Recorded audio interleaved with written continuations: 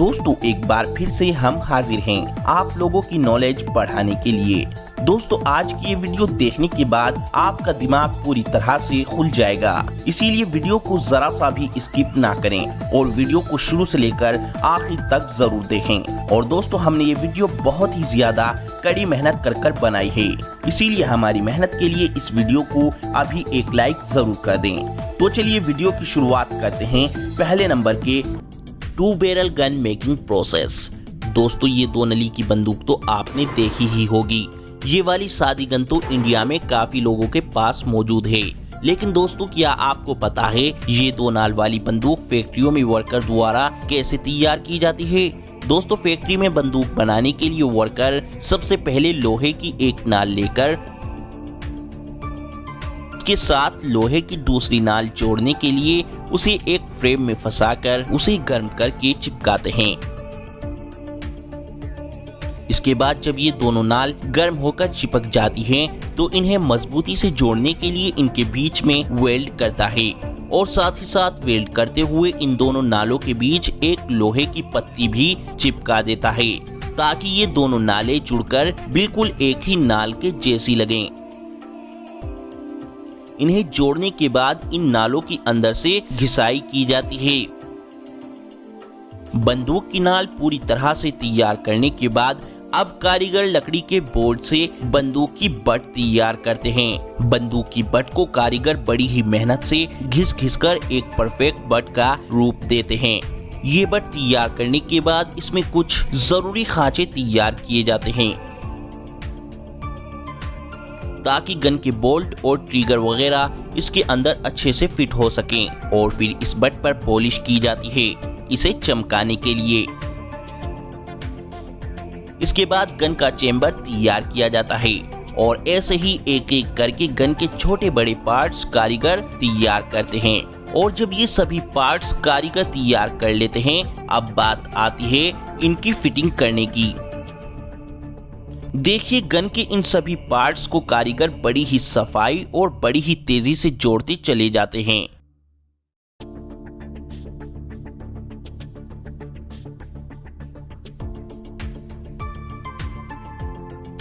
और इसे पूरा फिटिंग करने के बाद गन पर लास्ट में पॉलिश और पेंट किया जाता है। ऐसे गन फैक्ट्री में अलग अलग कारीगर बड़ी ही तेजी से अलग अलग तरह की गन तैयार करते चले जाते हैं। इन लोगों के पास फैक्ट्री में जितनी गन्स खरीदने के ऑर्डर आते हैं, ये उतनी ही गन तैयार करके दे देते हैं। AK-47 gun making process. AK-47 ये एक बड़ी ही कमाल की मशीन गन है जो लगातार गोलियों की बौछार करती जाती है। ये AK-47 गन आपने रियल में तो ना देखी हो, मगर फिल्मों में और गेमों में तो बहुत देखी होगी। दोस्तों क्या आपको पता है ये AK-47 गन फैक्ट्री में धड़ल्ले से कैसे बनाई जाती है? दोस्तों सबसे पहले मैं आपकी जानकारी के लिए बता दूं, ये AK-47 गन छोटे छोटे गन पार्ट्स को एक साथ जोड़कर तैयार की जाती है।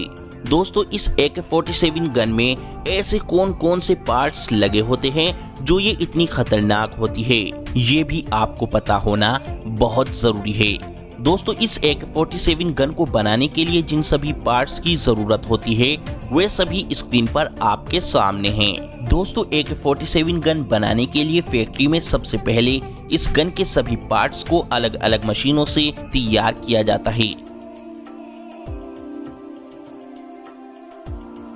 इन अलग अलग पार्ट्स को बनाने के लिए अलग अलग मशीनें इस्तेमाल की जाती हैं।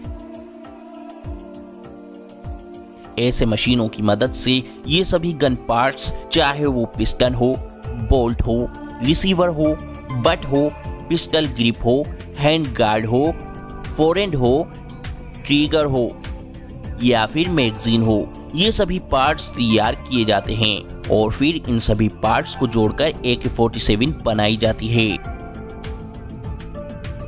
जो कि ये काम फैक्ट्री में ये वर्कर करते हैं, जो कि बड़ी ही तेजी से AK-47 गन के सभी पार्ट्स जोड़ कर फिट करते हैं।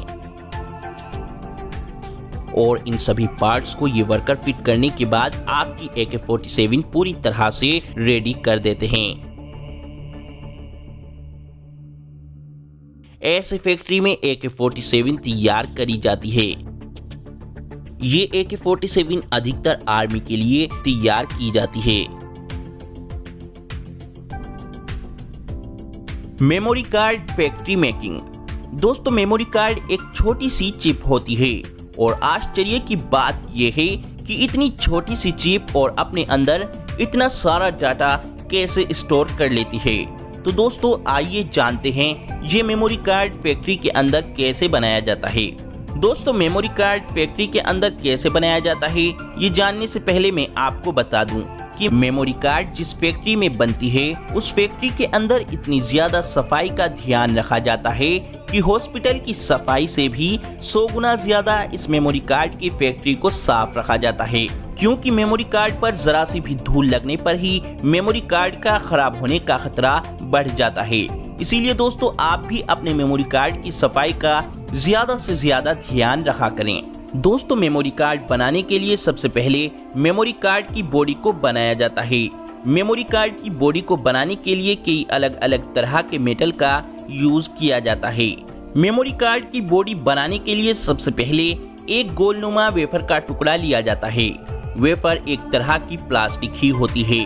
फिर इस वेफर के अंदर कॉपर और एल्युमिनियम को भी मिलाया जाता है इस मशीन की मदद से।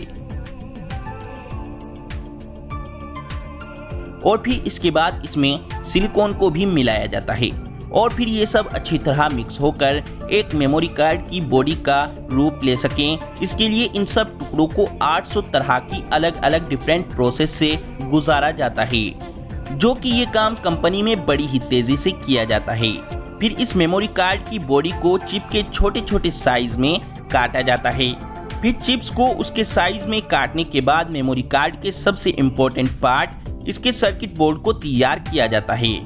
इस सर्किट बोर्ड में बहुत ही छोटे छोटे ट्रांजिस्टर और इसके सभी कंपोनेंट्स को लगाया जाता है और इस सर्किट के अंदर नैंड गेट को भी लगाया जाता है। दोस्तों, नैंड गेट ये वही पार्ट होता है जो चिप के अंदर डाटा स्टोर करने का काम करता है। जितने ज्यादा नैंड गेट लगाए जाएंगे उतनी ही ज्यादा मेमोरी कार्ड डाटा स्टोर करेगा। ये नैंड गेट के ऊपर ही डिपेंड होता है कि चिप 32 GB की रखी जाएगी या फिर 64 GB की। अब इसके बाद मेमोरी कार्ड के आगे वाले हिस्से यानी गोल्ड से बनाए गए पिन इसको बनाया जाता है। मेमोरी कार्ड के अंदर 8 गोल्ड पिन होती हैं, जिसमें सभी गोल्ड पिन का अपना अलग अलग काम होता है। जैसे किसी पिन का काम डेटा आउटपुट करने का होता है, किसी का मेमोरी कार्ड को रिस्पॉन्स करने का काम होता है और किसी पिन का काम वोल्टेज सप्लाई करने का होता है। इन 8 पिन का अपना अलग अलग काम होता है। और दोस्तों, इन 8 पिनों को बनाने के लिए गोल्ड कॉपर की सोल्डरिंग की जाती है। गोल्ड सबसे अच्छा कंडक्टर माना जाता है, इसीलिए गोल्ड की ही सोल्डरिंग की जाती है। अब इस सर्किट बोर्ड के तैयार होने के बाद पहले ही बनाए गए वेफर के द्वारा मेमोरी कार्ड की बॉडी को इस सर्किट बोर्ड के ऊपर असेंबल किया जाता है।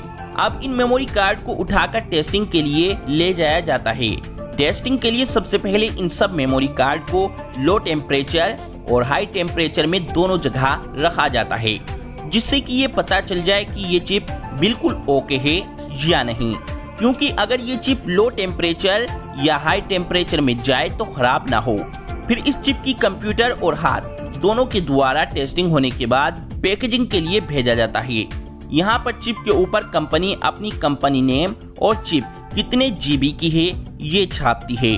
बाहर की कंट्री में अल्ट्रावायलेट के द्वारा इन चिप के ऊपर लेवलिंग की जाती है और हमारे हिंदुस्तान की कंट्री में इन मशीनों की मदद से मेमोरी कार्ड के ऊपर कंपनी अपना कंपनी नेम, लोगो और चिप कितने GB की है ये मशीन छापती है। फिर इन चिप को एक एक करके एक बॉक्स में पैक कर मार्केट में भेज दिया जाता है।